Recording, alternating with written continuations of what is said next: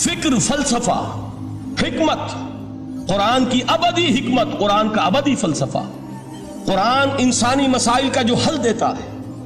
कुरान ने social sciences में जिस जिस तरीके से रहनुमाई की है, ये दो पहलू हैं उसके एजाज के, जिसकी कि आज हमें जरूरत है कि हम उसका शऊर और इदराक हासिल करें। इसके ज़िम्न में मैं खास तौर पर अल्लामा इकबाल का नाम लेना चाहता हूँ। मेरे नज़दीक इस दौर में कुरान मजीद के इस एजाज और उसके एक मौजज़ा होने के लिए सबसे बड़ी दलील अल्लामा इकबाल की शख्सियत है।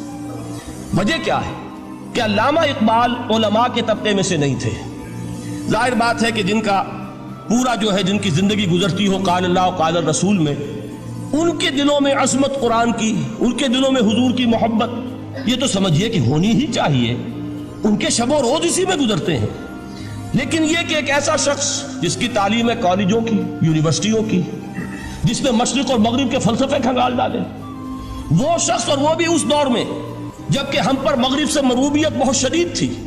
आज तो वो मरूबियत बहुत कम हो चुकी है। आज तो हमारा आम नौजवान जो है वो आंखों में आंखें डालकर बात करता है, उसमें खुद एतमादी है। हमारा भी अपना एक माशी निज़ाम है, हमारा अपना एक सियासी निज़ाम है, हमारा एक अपना समाजी निज़ाम है, हमारी अपनी सोशल वैल्यूज हैं। आज का नौजवान अल्हम्दुलिल्लाह इहया इस्लाम की वो जिद्दोजहद जो है वो मरहला दर मरहला बहरहाल आगे बढ़ रही है। वक्त लगेगा, लेकिन यह कि इसमें यकीनन तरक्की हुई है। उसी का मजहर यह है कि खुद एतमादी है। We have confidence. हम जानते हैं कि इस्लाम एक दीन है, मुकम्मल दीन है, इसके पास जिंदगी के तमाम मसाइल का हल है। लेकिन यह है आज 1985 की बात। अल्लामा इकबाल इस सदी के आगाज में गए हैं यूरोप, जबकि हम महकूम थे अंग्रेज के। एक हाकिम कौम के यहां जाकर उससे मरूबियत कितनी शदीद उस वक्त थी।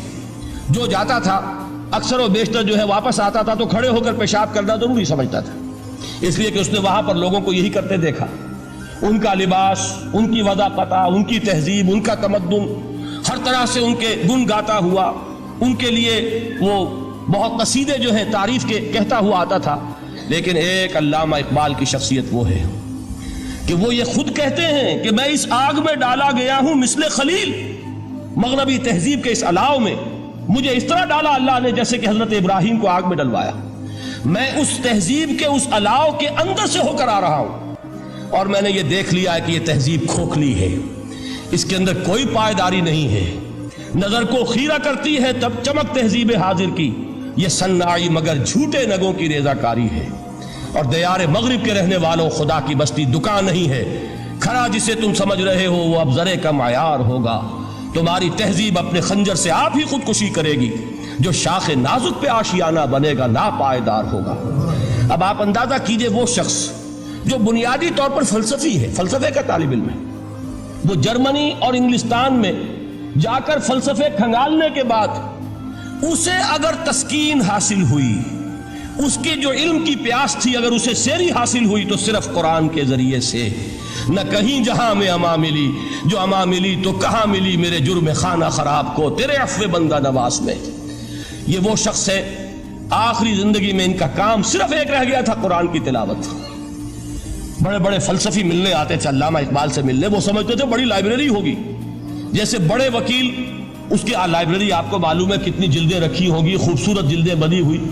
ऐसे ही कोई बड़ा फलसफी, बड़ा प्रोफेसर, उसकी स्टडी, उसकी किताबें बड़ी मरूब कुन होनी चाहिए। लेकिन अल्लामा इकबाल के यहाँ सब किताबें उठवा दी थी उन्होंने, सिर्फ एक किताब रह गई। और सैयद नज़ीर नियाज़ी का नाम आपने सुना होगा। उन्होंने जब ये गवाही दी है, ये वाक़या शायद आपके इल्म में ना आया हो, ये बहुत अहम वाक़या है। वो ये लिखते हैं कि मैंने एक मरतबा अल्लामा से पूछा कि कुछ लोग एतराज़ करते हैं या ये ख्याल जाहिर करते हैं कि आपने अपना फ़लसफ़ा खुदी नीत्शे से लिया है। कोई कहता है फलां से लिया है, कोई कहता है फलां से लिया है। कुछ आप खुद बता सकेंगे कि आपके फ़लसफ़े खुदी की सोर्स क्या है? तो अल्लामा ने कहा कि अच्छा कल फलां वक्त आ जाना तो मैं तुम्हें लिखवा दूंगा, डिक्टेट करा दूंगा। तो सैयद नज़ीर नियाज़ी कहते हैं कि मैं बहुत खुश हुआ कि ये सआदत मेरे हिस्से में आ रही है कि अल्लामा इकबाल खुद मुझे तहरीर कराएंगे कि मेरे फ़लसफ़े की सोर्स क्या है, मैंने कहाँ से अख़ज़ किया है। दूसरे रोज वो गए, हाजिर हुए, बड़े ही अरमानों के साथ पेंसिल और कापी लेकर बैठे। अल्लामा ने फरमाया जरा कुरान मजीद निकाल लाओ। वो कुरान मजीद लाए, हैरान हुए, ये फलसफे का सोर्स मुझे डिक्टेट कराने चले थे, ये कुरान मजीद कह रहे। کہا کہ ذرا سورۃ الحشر اس کا آخری رکوع، وَلَا تَكُونُوا كَالَّذِينَ نَسُوا اللَّهَ فَأَنسَاهُمْ أَنفُسَهُمْ أُولَٰئِكَ هُمُ الْفَاسِقُونَ۔ اے لوگوں، ان لوگوں کے مانند نہ ہو جانا جنہوں نے اللہ کو بھلا دیا تو اللہ نے انہیں اپنی خودی سے غافل کر دیا، اپنے آپ سے بیگانہ بنا دیا۔ یہی ہیں لوگ جو فاسق ہیں۔ علامہ نے کہا میرے فلسفے کی سورس یہ ہے۔ یہ میں آپ کو بتانا چاہتا ہوں، اس معنی میں کہتا ہوں کہ اس دور میں علامہ اقبال کی شخصیت کو میں اعجاز قرآن کا سب سے بڑا مظہر سمجھتا ہوں۔